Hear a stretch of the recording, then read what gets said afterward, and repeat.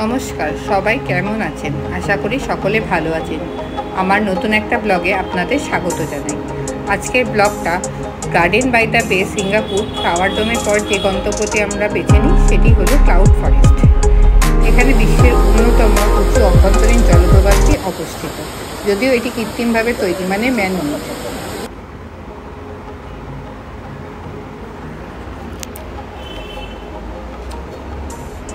বিশ্বজুড়ে গাছপালা ঘেরা একটি সবুজ পাহাড়ের অবস্থা এটি। বিভিন্ন লেভেলে আছে বিভিন্ন আকর্ষণ। এই যে চারিপাশটা বিভিন্ন রং বেরঙের ফুল আর চারিদিকটা সবুজ গাছপালা দিয়েই ঘেরা।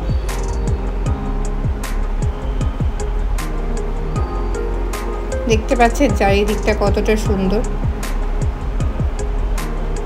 আর ওপরটা ঠিক মেঘের মতো তৈরি করা। ক্লাউড ফরেস্ট তো নামই তাই।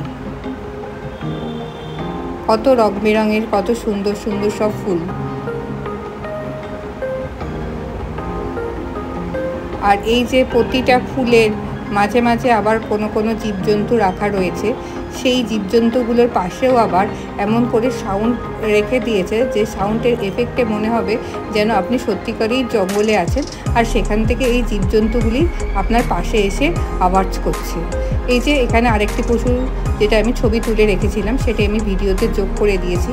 বিভিন্ন রকম পশু ওখানে অ্যাটাচ করে আছে। আবার এই যে সিঁড়ি দিয়ে উঠছিলাম যখন, তখন আবার এখানে ঝর্ণার মতো করে রেখেছে, মানে সিঁড়ির পাশেই এরকম ধোয়া উঠছে আর পাশ দিয়ে এরকম হালকা হালকা করে জল পড়ছে।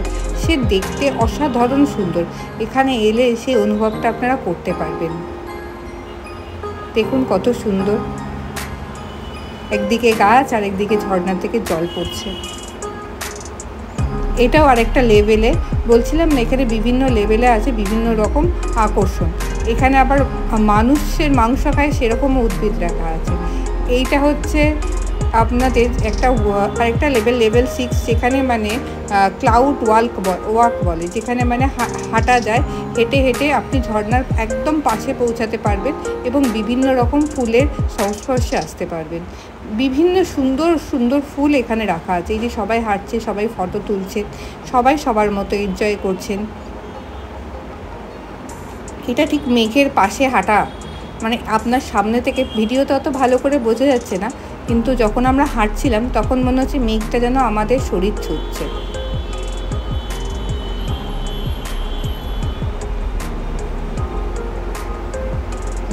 আর এখানকার আবহাওয়াটা ওরা ওয়েদারটা এয়ার কন্ডিশনের মাধ্যমে এত সুন্দর করে রেখেছে যে সত্যিই মনে হবে আপনার গায়ে যেন হালকা হালকা বৃষ্টির ছিটা এসে পড়ছে।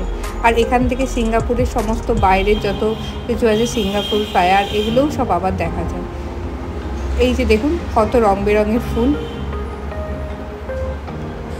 এক একটা লেভেলে এক এক ধরনের ফুল। এই যে সব গাছ আর কত সুন্দর হয়ে ফুল। এইটা একটা গেমের জায়গা, এটাও আরেকটা ফ্লোর, যেই ফ্লোরে গেমের ব্যবস্থা আছে। মানে এইটা দিয়ে ভেতরে ঢুকে 3D একটা গেম আছে, যেখানে বাচ্চারা খুব এনজয় করতে পারবে।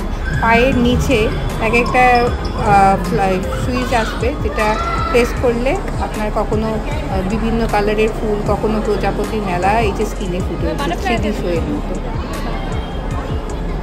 এখানে সবাই খুব এসে এনজয় করতে পারবে, সে বাচ্চা হোক আর বয়স্ক মানুষই হোক। এই যে আস্তে আস্তে আমরা হাঁটছি, প্রত্যেকটা স্টেজের বাইরে আছে বিভিন্ন নাম না জানা কত সুন্দর সুন্দর ফুল। এই যে ওপর থেকে নিচের ভিউটা, একদম ওপর থেকে নিচের ভিউটা কত সুন্দর, তাই না বলুন?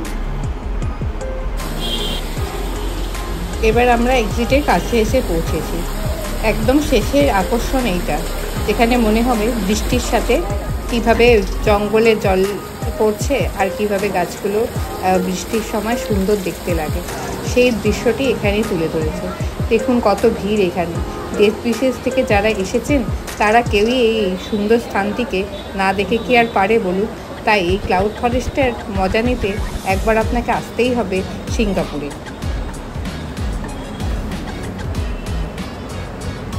দেখুন বিভিন্ন দেশের এখানে গাছ রাখা এবং স্পেসিমেন্টগুলির নামও লেখা আছে।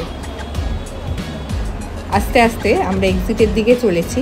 এরপর নেক্সট আমাদের হচ্ছে সুপার ট্রি নাইট শো ছিল। চারিদিকটা কত সুন্দর।